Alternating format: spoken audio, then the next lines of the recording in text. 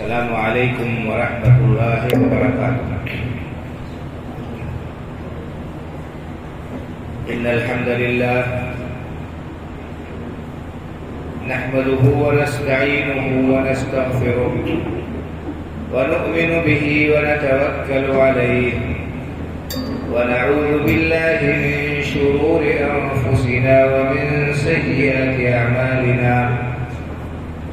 من يهده الله فلا مضل له ومن يضلل فلا هادي له، وأشهد أن لا إله إلا الله وحده لا شريك له، وأشهد أن محمدا عبده ورسوله. يا أيها الذين آمنوا اتقوا الله حق تقاته ولا تموتن إلا وأنتم مسلمون. يا أيها الناس اتقوا ربكم الذي خلقكم من نفس واحدة وخلق منها زوجها وبث منهما رجالا كثيرا ونساء، واتقوا الله الذي تساءلون به والأرحام إن الله كان عليكم رقيبا. يا أيها الذين آمنوا اتقوا الله وقولوا قولا سديدا يصلح لكم أعمالكم ويغفر لكم ذنوبكم، ومن يطع الله ورسوله فقد فاز فوزا عظيما.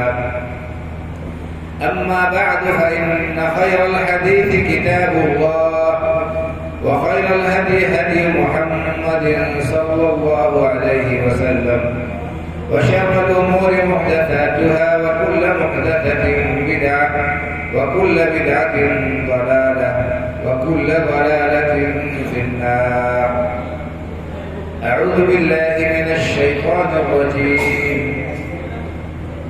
يا أيها الذين آمنوا لا يسخر قوم من قوم عسى أن يكونوا خيرا منهم، ولا نساء من نساء عسى أن يكون خيرا منهم، ولا تلمزوا أنفسكم ولا تنابزوا بالألقاب، بئس الاسم الفسوق بعد الإيمان، ومن لم يتب فأولئك هم الظالمون.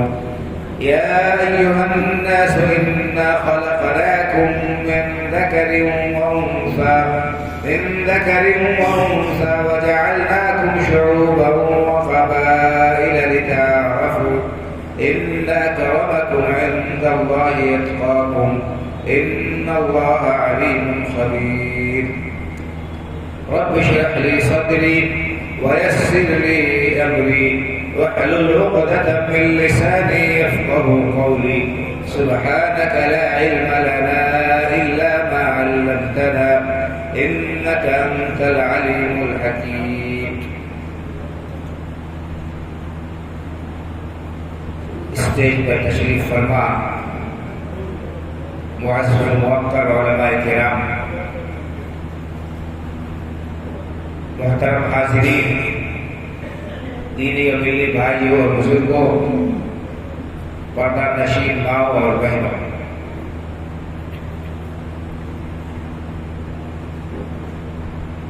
آج کی اس اہم نشست اور اس مجلس میں مجھے جو موضوع دیا گیا ہے، جس کی وضاحت کرنے کا مجھے مکلف کیا گیا ہے، وہ ہے اسلام کا نظام امن و سلامتی. یعنی اسلام نے کس طرح سے امن و سلامتی کو قائم کیا ہے، معاشرے میں امن و امان باقی رکھنے کے لیے، برقرار رکھنے کے لیے اور پرسکون سلامتی والی زندگی گزارنے کے لیے کیا اصول و ضوابط بتائے ہیں.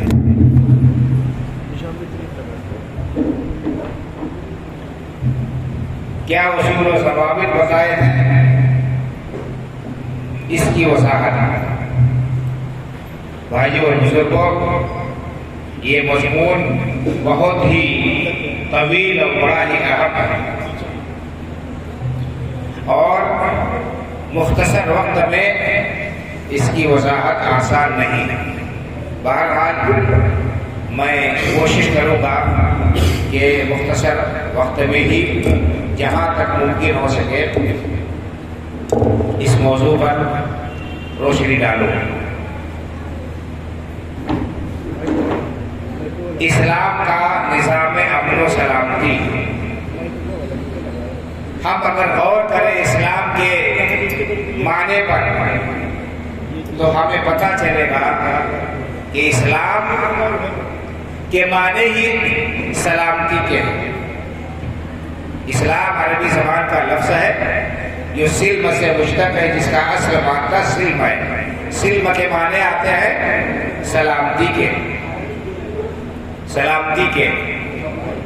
اللہ تعالیٰ کے ناموں میں سے ایک نام السلام ہے۔ سلام کے معنی علماء نے کہا ہے کہ اس کے معنی وہ ہستی جو لوگوں کو سلامتی سے نوازے، جو لوگوں کو سلامت رکھے۔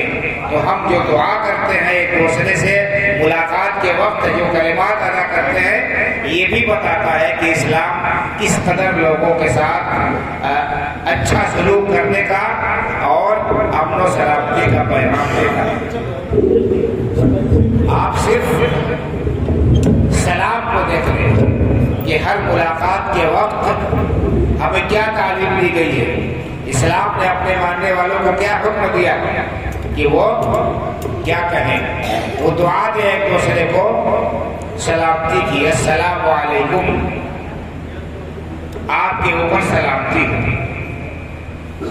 اللہ رب العالمین آپ کو سلامت رکھے، اللہ تعالیٰ آپ کو ہر قسم کے شر سے، ہر قسم کے فتنے سے، ہر قسم کی پریشانی سے محفوظ رکھے۔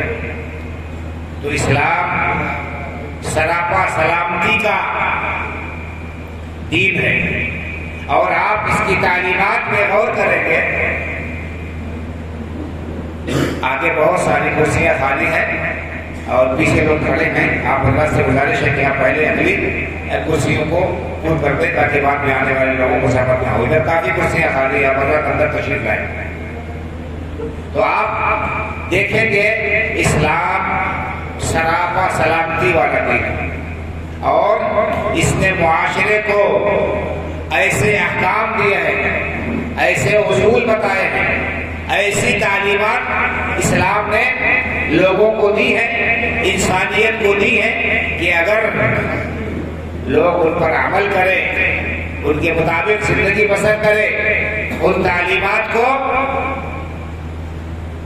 بروئے کار لائیں، تو معاشرہ امن و سکون کا، شانتی کا گہوارہ بن جائے گا، اور سب لوگ اپنی جان و مال، عزت و آبرو کی طرف سے بالکل مطمئن ہو جائے۔ اسلام سلم سے مشتق ہے، اس کے معنی آتے ہیں سلامتی کے، پیس کے، اور ایمان امن سے مشتق ہے۔ تو جو آدمی اسلام قبول کرتا ہے اور ایمان لاتا ہے، وہ سالم اور محفوظ ہو جاتا ہے، وہ امن میں ہو جاتا ہے، دنیا میں بھی چین و سکون اسے ملے گا، اور آخرت میں بھی وہ سلامتی والے گھر جنت میں داخل ہوگا، اور اسے اللہ رب العالمین کی طرف سے امن و امان حاصل ہوگا، اللہ کے عذاب سے وہ محفوظ و معمون رہے گا۔ بہرحال بات بڑی لمبی ہوگی، اگر تفصیلی گفتگو کی جائے تو میں سرسری اشارے سے پکڑ رہا ہوں۔ اگر آپ یہ دیکھنا چاہیں کہ اسلام نے کس طرح سے ایک امن و شانتی کا قانون دیا ہے، ایسا دستور دیا ہے جس پر عمل کر کے ہم سکون کی زندگی جی سکتے ہیں اور پورا معاشرہ محفوظ و معمول رہ سکتا ہے، تو آپ اسلام سے پہلے دنیا کا اور بالخصوص عرب کا جو حال تھا اس کو پڑھیے، اور اسلام آنے کے بعد کیا حال ہوا اسے آپ دیکھیے، دونوں میں مقارنہ کیجیے، دونوں میں آپ تقابل کیجیے تو آپ کو پتہ چلے گا۔ اسلام کے آنے سے پہلے پوری دنیا میں انارکی، افراتفری، ظلم و زیادتی کی گرم بازاری تھی. خاص طور سے عرب تمام طرح کی برائیوں کا مرکز بنا ہوا تھا.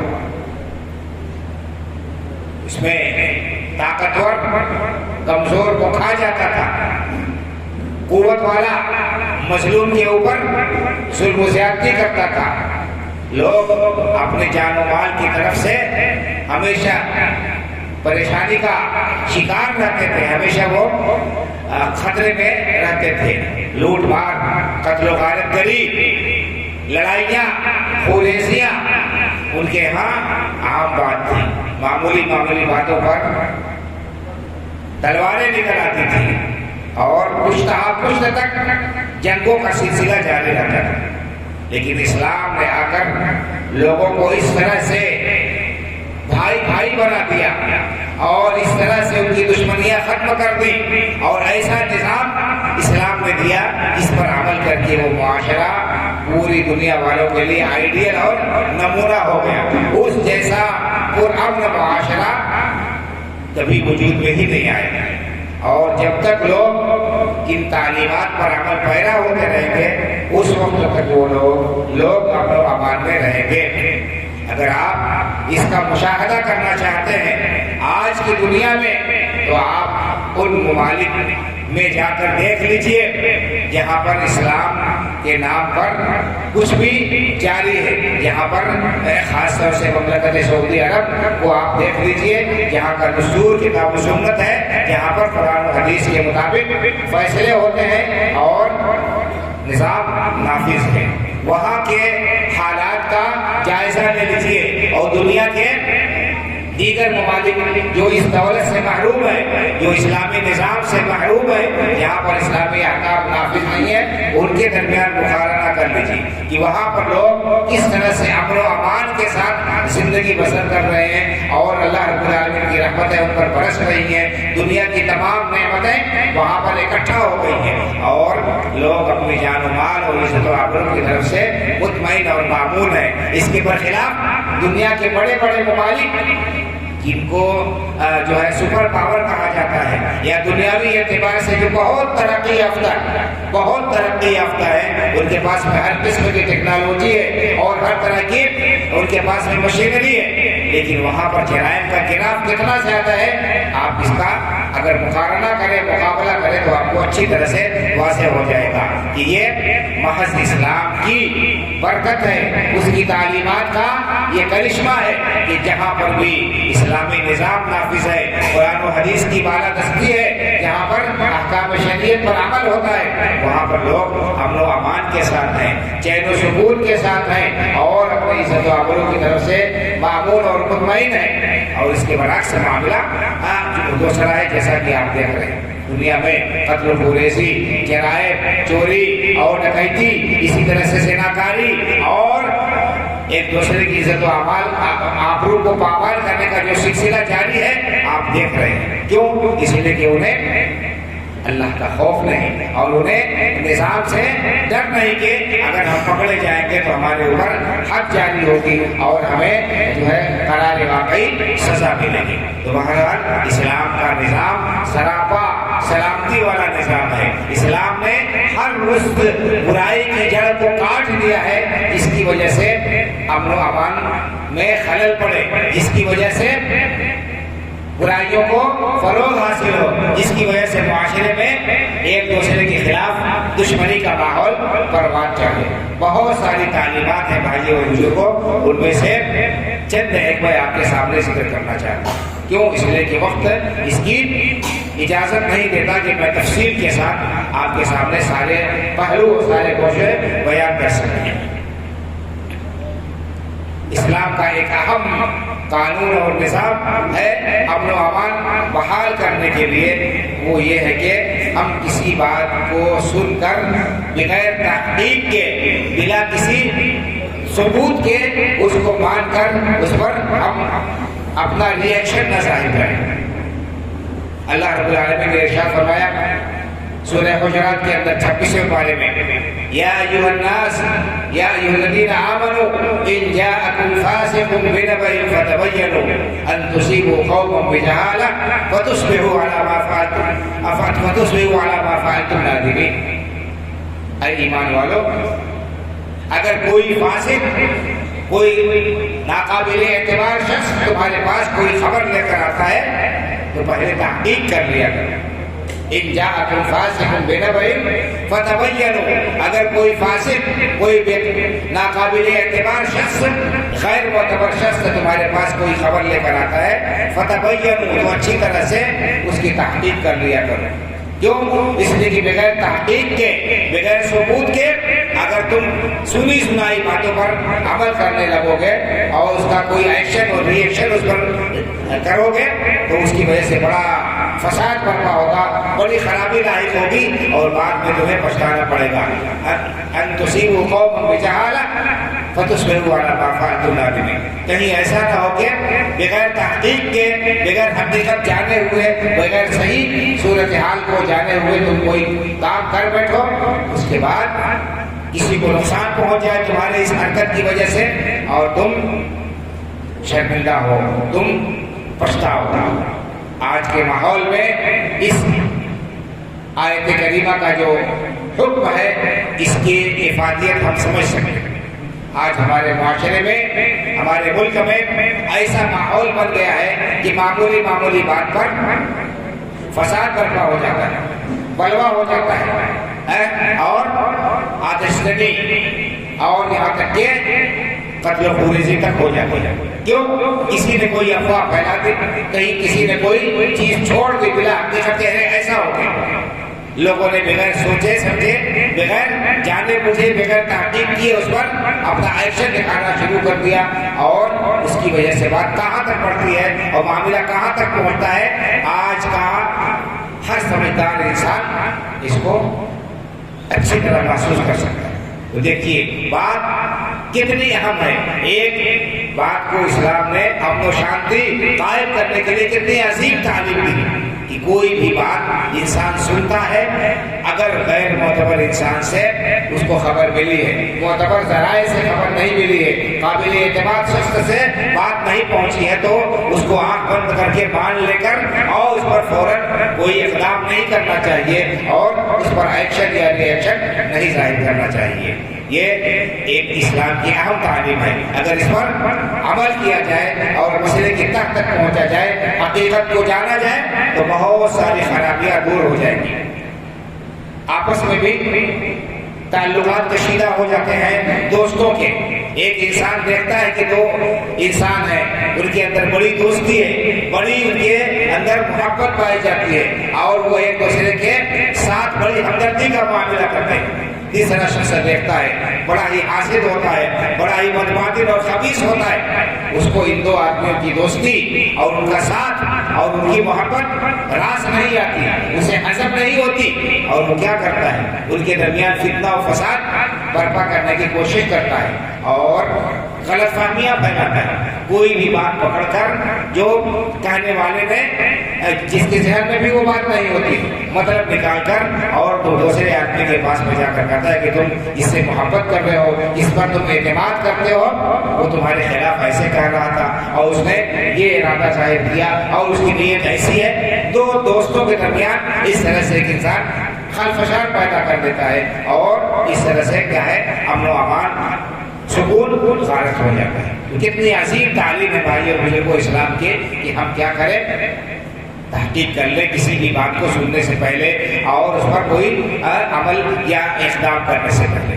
اسی طرح سے اسلام نے آپسی بھائی چارگی کو باقی رکھنے کے لیے، امن و امان قائم رکھنے کے لیے، الفت و محبت کی فضا کو برقرار رکھنے کے لیے ایک دوسرے کے حقوق متعین کیے ہیں، ایک دوسرے کے حقوق متعین کیے ہیں اور یہ بتایا ہے کہ کوئی کسی کا مذاق نہ اڑائے، کوئی کسی کے ساتھ ٹھٹھا اور استہزاء نہ کرے، کوئی کسی کی غیبت نہ کرے، کسی کی جاسوسی نہ کرے۔ یہ ساری کی ساری خرابیاں ایسی ہیں جن کی وجہ سے امن و سکون میں، سلامتی میں خلل واقع ہوتا ہے، اور لوگوں کے درمیان ان کی وجہ سے دوریاں بڑھتی ہیں، فساد رونما ہوتا ہے، معاشرے کے اندر بگاڑ آتا ہے۔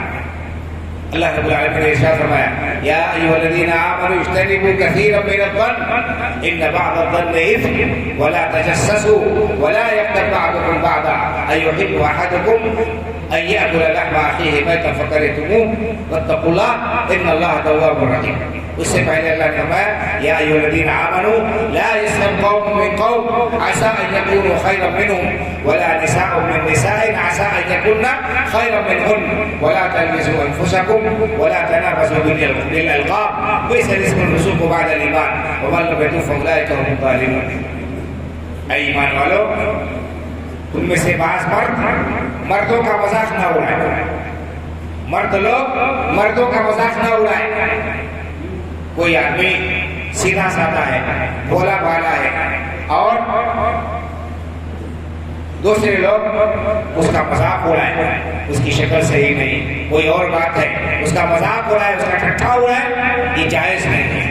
اسی طرح سے عورتوں کا مذاق نہ اڑائے، کیونکہ ہو سکتا ہے کہ جن کا مذاق اڑا رہے ہیں آپ، وہ اللہ کی نگاہ میں آپ سے بہتر ہے۔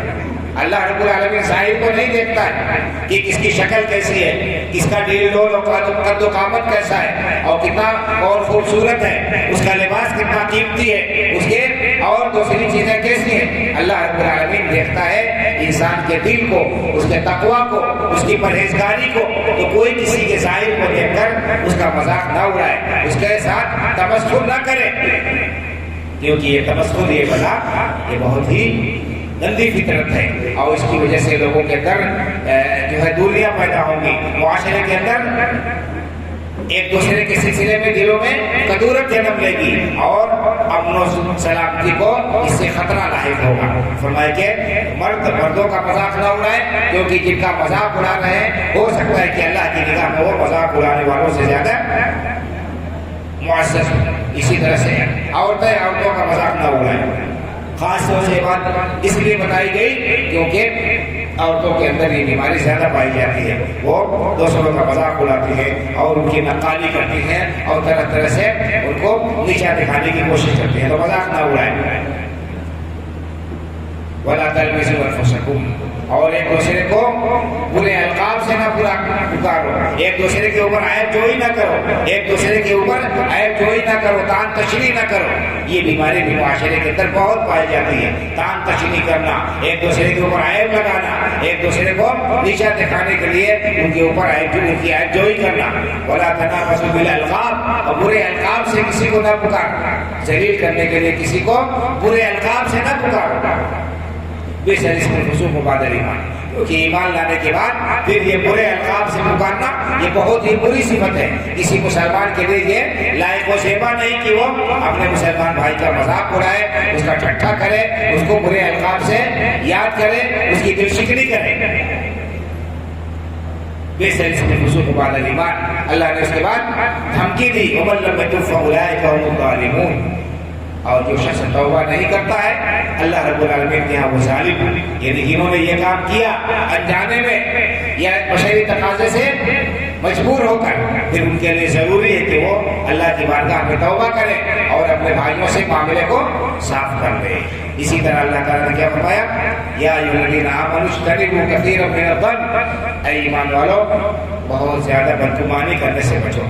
بدگمانی بہت بڑا گناہ ہے، اور یہ بہت جھوٹ کی بہت بڑی قسم ہے۔ ایک انسان دوسرے انسان کے سلسلے میں بدگمانی رکھے یہ اور اس کی ٹوہ میں پڑا رہے، یہ بہت ہی قبیح جرم ہے۔ یا ایھا الذین آمنوا اجتنبوا کثیرا من الظن ان بعض الظن اثم، کیونکہ بعض بدگمانی سراسر گناہ ہوتے ہیں، انسان کو گناہ تک پہنچاتے ہیں۔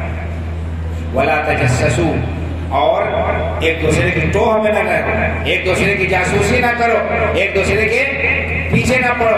یہ کہاں جا رہا ہے، کس کے ساتھ رہ رہا ہے، کیا کما رہا ہے، کیا کھا رہا ہے، اس کے تعلقات کس کے ساتھ ہیں، کسی کی ٹوہ میں پڑنا، جاسوسی کرنا یہ انتہائی قبیح جرم ہے۔ اللہ رب العالمین نے اس سے منع کیا ہے، اور یہ سارے کے سارے کام کیسے ہیں جن کی وجہ سے معاشرے میں بدامنی پھیلتی ہے اور بے اطمینانی پھیلتی ہے، لوگوں کے درمیان بدگمانیاں ہوتی ہیں، تعلقات خراب ہوتے ہیں۔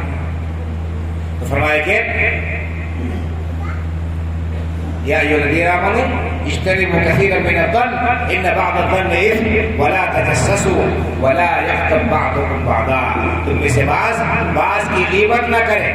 غیبت کسی کے عیب کو، اس کے کمزوری کو اس کی پیٹھ کے پیچھے لوگوں کے سامنے بیان کرنا تاکہ اس کی بے عزتی ہو، اس کی تحقیر ہو، اس کی تذلیل ہو، لوگوں کی نگاہ میں وہ نیچا ہو اور گر جائے، اس کے عیوب کو بیان کرنا یہ غیبت ہے۔ اللہ تعالیٰ نے غیبت کو کیا کہا؟ مردہ بھائی کا گوشت کھانے سے تشبیہ دی۔ ایحب احدکم ان یاکل لحم اخیہ میتا فکرہتم، کیا تم میں سے کسی کو یہ بات پسند ہے کہ وہ اپنے مردہ بھائی کا گوشت کھائے؟ فکرہتم، تمہیں یہ چیز ناپسند ہے۔ تو جس طرح سے تمہیں اپنے مردہ بھائی کا گوشت کھانا ناپسند ہے، جس طرح تمہیں یہ پسند نہیں کہ اپنے مردہ بھائی کا گوشت کھاؤ، اسی طرح سے کسی کی غیبت کرنے کو، پیٹھ پیچھے اس کی برائی کرنے کو بھی برا سمجھو۔ کتنی کبھی بات یہ ہے کہ انسان اپنے بھائی کی غیبت کرے، جس کو اللہ رب العالمین نے مردہ بھائی کا گوشت کھانے سے تشبیہ دی۔ اللہ کے رسول صلی اللہ علیہ وسلم نے غیبت کی تعریف کی، صحابہ کرام سے پوچھا اتدرون ما الغیبہ، اے میرے صحابہ تمہیں معلوم ہے کہ غیبت کس کو کہتے ہیں؟ لوگوں نے کہا کہ اللہ اس کے رسول صلی اللہ علیہ وسلم زیادہ بہتر جانتے ہیں غیبت کیا ہے۔ قال ذکرک اخاک بما یکرہ، آپ نے فرمایا کہ غیبت یہ ہے کہ اپنے بھائی کو ایسی صفت کے ساتھ ذکر کرو، اس طرح سے ذکر کرو جو اس کو ناگوار ہو، اپنے بھائی کا تذکرہ اس طرح سے کرو جو اسے پسند نہ ہو، اسے جو سنے تو اسے تکلیف ہو۔ تو آپ سے پوچھا گیا ارأیت ان کان فی اخی ما اقول، اے اللہ کے رسول صلی اللہ علیہ وسلم اگر میرے بھائی کے اندر وہ عیب ہے جسے میں بیان کر رہا ہوں تو کیا یہ بھی غیبت ہوگی؟ تو آپ نے فرمایا کہ یہی تو غیبت ہے۔ اگر بھائی کے اندر وہ عیب ہے جو تم بیان کر رہے ہو، ان کان فیہ ما تقول فقد اغتبت، یہی غیبت ہے کہ تمہارے بھائی کے اندر کوئی کمزوری ہے، اس کمزوری کو لوگوں کے سامنے بیان کرو تاکہ اس کی بے عزتی ہو، اس کی تذلیل ہو، لوگوں کی نگاہ میں وہ گر جائے۔ وَإِن لَّمْ يَكُن فِيهِ فَقَدْ وَحَدتَّهُ، اور اگر اس کے اندر وہ خرابی نہیں پائی جاتی اور تم بیان کر رہے ہو تو تم اس کے اوپر بہتان لگا رہے ہو، تم اس کے اوپر جھوٹا الزام لگا رہے ہو۔ یہ بہت بڑا جرم ہے بھائی اور بزرگوں، لیکن افسوس کے ساتھ کہنا پڑتا ہے کہ ہماری اکثر و بیشتر مجلسیں غیبت سے خالی نہیں ہوتی، کسی نہ کسی ناحیے سے کسی نہ کسی کے اوپر تعین و تشریح ہو ہی جاتی ہے، کسی نہ کسی اعتبار سے کسی نہ کسی طریقے سے کسی نہ کسی کی غیبت اکثر زد ہو ہی جاتی ہے۔ تو یہ خطرناک بیماریاں ہیں، اسلام نے ان سب کا سد باب کر دیا ہے تاکہ ہم چین و سکون کے ساتھ رہیں اور امن و امان کے ساتھ رہیں، ہر ایک دوسرے کی طرف سے مطمئن ہو، بے فکر ہو اور اپنی جان و مال اور عزت و آبرو کی طرف سے وہ کسی قسم کا خطرہ محسوس نہ کرے۔ فرمائے کہ وَلَا يَغْتَبْ بَعْضُكُمْ بَعْضًا أَيُحِبُّ أَحَدُكُمْ أَن يَأْكُلَ لَحْمَ أَخِيهِ مَيْتًا فَكَرِهْتُمُوهُ وَاتَّقُوا اللَّهَ، اے لوگو اللہ سے ڈرتے رہو، اللہ کا تقوی اختیار کرو۔ اللہ کا تقوی یہ بہت بڑی ڈھال ہے تمہارے لیے گناہوں سے بچنے کے لیے، اور یہ تمہارے لیے ڈھال ہے اللہ کے عذاب سے بچاؤ کے لیے۔ وہ اللہ کے تقوی کو ہمیشہ لازم کرو۔ اللہ رب العالمین نے اولین و آخرین سب کو اس تقوی کی وصیت کی ہے اور سب لوگوں کو اس کا حکم دیا ہے۔ وَلَقَدْ وَصَّيْنَا الَّذِينَ أُوتُوا الْكِتَابَ مِن قَبْلِكُمْ وَإِيَّاكُمْ أَنِ اتَّقُوا اللَّهَ، اللہ تعالیٰ نے فرمایا کہ اے لوگوں ہم نے تم سے پہلے جو لوگ گزر گئے ان کو بھی اور تم کو بھی یہ وصیت کی ہے، تاکیدی لفظ ہے، اللہ نے تاکید کے ساتھ یہ حکم دیا ہے کہ اللہ کا تقوی اختیار کرو، اللہ سے ڈرتے رہو۔ تو قرآن کریم میں جگہ جگہ یہ حکم دیا گیا، یہاں پر بھی اللہ تعالیٰ نے کہا کہ ان برائیوں سے کب باز رہ سکتے ہو، یہ برائیاں کیسے تم سے چھوٹ سکتی ہیں؟ جب اللہ کا تقوی تمہارے اندر ہوگا، اللہ کی خشیت ہوگی، اللہ کی پکڑ کا ڈر تمہارے اندر ہوگا، تب تم ان برائیوں سے بچ سکتے ہو۔ اور فرمایا کہ اللہ تعالیٰ توبہ قبول کرنے والا بہت رحم کرنے والا ہے۔ اس کے بعد اللہ تعالیٰ نے بڑا عظیم حکم دیا ہے، جس حکم پر اگر ہم عمل کریں، اس کو مان لیں، تو پھر ہم امن و چین کے ساتھ رہیں گے اور ایک دوسرے کی جان و مال اور عزت و آبرو کو ہم کوئی نقصان نہیں پہنچا سکتے اور کوئی کسی کے درپائے آزاد نہیں ہوگا۔ اللہ نے فرمایا یا ایھا الناس انا خلقناکم من ذکر و انثی وجعلناکم شعوبا وقبائل لتعارفوا ان اکرمکم عند اللہ اتقاکم ان اللہ علیم خبیر۔ اللہ تعالیٰ نے پہلے اہل ایمان کو خطاب کیا تھا اور ان برائیوں سے ان کو خاص طور سے بچنے کا تاکید حکم دیا تھا۔ کیوں؟ اس لیے کہ اہل ایمان ہی ہے جو اللہ رب العالمین کے احکام کی پرواہ کرتے ہیں، اہل ایمان ہی ہے جو اللہ رب العالمین کی ہدایت سے فائدہ اٹھاتے ہیں، اہل ایمان ہی ہے جو اللہ رب العالمین کے فرامین اور اس کی آیات کو سن کر اسے عبرت اور نصیحت حاصل کرتے ہیں اور عملی جامہ ان کو پہناتے ہیں۔ اس لیے فرمایا یہاں پر پوری انسانیت کو خطاب کر کے اللہ تعالیٰ نے بتایا اور امن و امان کا ایک بہترین اصول اور ضابطہ اللہ نے بتا دیا۔ فرمایا یا ایھا الناس انا خلقناکم من ذکر و انثی وجعلناکم شعوبا وقبائل لتعارفوا۔ اے لوگوں، پورے انسانوں کو خطاب کرنے کا، پوری دنیا کے لوگوں کو، کسی ایک خطے کے، کسی ایک ملک کے، کسی ایک علاقے، کسی خاص رنگ، کسی خاص نسل، کسی خاص زبان کے بولنے والوں کو اللہ نے نہیں خطاب کیا۔ یہ نہیں کہا اے اہل مکہ، یہ نہیں کہا اے عرب، یہ نہیں کہا کہ اے فلاں، پوری انسانیت کو خطاب کر کے اللہ تعالیٰ نے ان کی حقیقت کو بتایا۔ یا ایھا الناس، اے لوگوں، انا خلقناکم من ذکر و انثی، ہم نے تمہیں ایک مرد اور ایک عورت سے پیدا کیا۔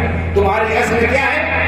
آدم اور حوا، تمہارے باپ آدم اور ان کی بیوی حوا، ماں حوا، ان دونوں سے انسانی نسل اللہ رب العالمین نے جاری کی۔ جتنے بھی انسان ہیں دنیا میں، کسی بھی خطے کے ہو، کسی بھی علاقے کے ہو، کسی بھی رنگ اور نسل کے ہو، کوئی بھی زبان بولتے ہو، سب آدم اور حوا کی اولاد ہے، ایک ماں باپ کی اولاد ہے۔ ایک ماں باپ کی اولاد میں کیا ہونا چاہیے؟ الفت ہونی چاہیے، محبت ہونی چاہیے، ہمدردی ہونی چاہیے، غمخواری ہونی چاہیے۔ تو اللہ تعالیٰ نے یہاں پر اس ایک خطبہ کے ذریعے